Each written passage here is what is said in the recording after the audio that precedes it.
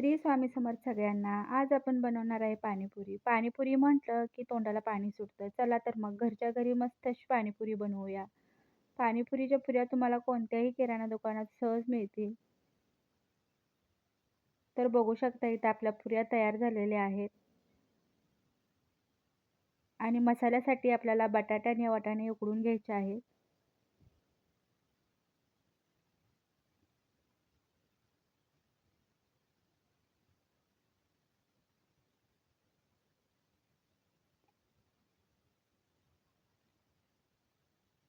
तर आपला बटाटा आणि वाटाणा शिजेपर्यंत आपण चिंचेचा कोळ बनवणार आहे. तर त्यासाठी 1 ग्लास पाणी, थोडीशी चिंच आणि थोडासा गूळ घालून हे आपल्याला चांगलं शिजवून घ्यायचं आहे.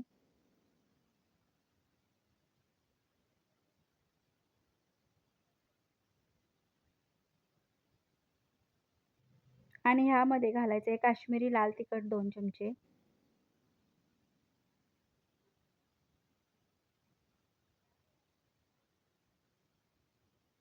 तर बघू शकता आपला इथं चिंचेचा कोळ तयार झालेला आहे.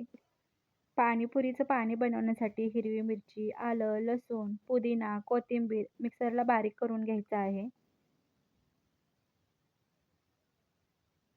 आणि जेवढं आपल्याला पाणी बनवायचं आहे तेवढं यामध्ये पाणी घालायचं आहे.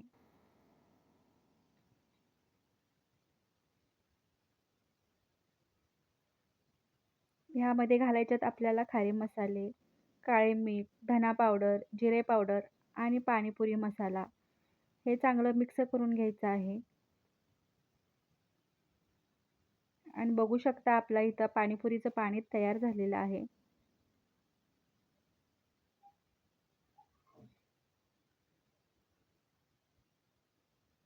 तर चिंच अशी गाळून घ्यायची आहे. आणि ह्यामध्ये 1 वाटी गरम पाणी घालायचं आहे. तर बघू शकता आपला कोळ तयार आहे. मसाला तयार करून घेऊया. बटाटे आणि बटाटे मिक्स करून घ्यायचे आहेत.